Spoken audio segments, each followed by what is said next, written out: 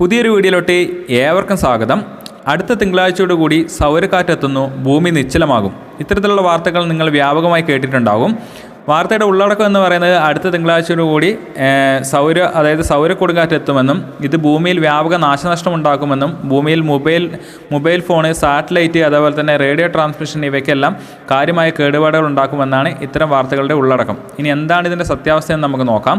ഈ പറയുന്ന പോലെ അത്ര പ്രശ്നക്കാരനാണോ ഈ സൗരക്കാറ്റെന്ന് നമുക്ക് നോക്കാം. അതായത് ഇതൊരു താൽക്കാലിക പ്രതിഭാസമാണോ അതോ ഇനി അങ്ങോട്ട് നീണ്ടുപോകുന്ന ഒരു പ്രതിഭാസമാണോ എന്നും കൂടി നമുക്ക് നോക്കാം. ആദ്യം തന്നെ സൂര്യൻ്റെ ഉപരിതലത്തിൽ ചിലപ്പോൾ ചില പൊട്ടിത്തെറികളൊക്കെ ഉണ്ടാകാറുണ്ട്. അത്തരത്തിലുണ്ടാകുമ്പോൾ വൈദ്യുത കാന്തിക തരംഗങ്ങളും ചാർജുള്ള കണികകളും പുറന്തള്ളപ്പെടും. ഇതാണ് സൗരക്കാറ്റ് അല്ലെങ്കിൽ സൗരവാതം എന്നൊക്കെ അറിയപ്പെടുന്നത്. ഇത്തരത്തിൽ പൊട്ടിത്തെറികൾ ഉണ്ടാകുമ്പോൾ വൈദ്യുത കാന്തിക തരംഗങ്ങളുടെയും കണികകളുടെയും പ്രവാഹം എല്ലാ നക്ഷത്രങ്ങളിലും സംഭവിക്കുന്ന ഒന്നാണ്. പക്ഷേ സൂര്യനുമായി ഭൂമി അടുത്ത് നിൽക്കുന്നതിനാൽ അതിലുണ്ടാകുന്ന മാറ്റങ്ങൾ മറ്റ് നക്ഷത്രത്തേക്കാൾ നമ്മളെ ബാധിക്കുമെന്ന് മാത്രം. ഇനിയുള്ള ചോദ്യമാണ്, ഇതിനെ നമ്മൾ പേടിക്കേണ്ടതുണ്ടോ അല്ലെങ്കിൽ ആശങ്കപ്പെടേണ്ടതുണ്ടോ എന്നുള്ളതാണ്.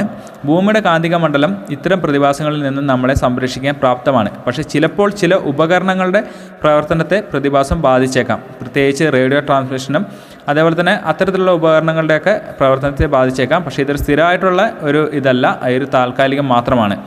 1989 ഒരു സൗരവാതത്തിൻ്റെ പ്രഭാവത്തിൽ കാനഡയിലെ ചിലയിടങ്ങളിൽ വൈദ്യുത പ്രസരണം തടസ്സപ്പെട്ടതായിട്ട് റിപ്പോർട്ടുകളുണ്ട്.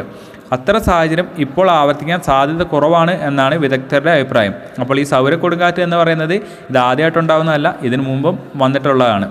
അതേപോലെ തന്നെ നമുക്കറിയാം ഇതിൻ്റെയൊക്കെ അടിസ്ഥാനം എന്ന് പറയുന്നത് ഡെയിലി എക്സ്പ്രസ് എന്ന് പറയുന്ന ഒരു ഇംഗ്ലീഷ് സൈറ്റിൻ്റെ ഉദ്ധരിച്ചാണ് ഈ വാർത്തകളൊക്കെ വന്നിട്ടുള്ളത്. അവർ തന്നെ ആ വാർത്ത എടുത്തിട്ടുള്ളത് സ്പേസ് വെതറിൽ നിന്നുമാണ്.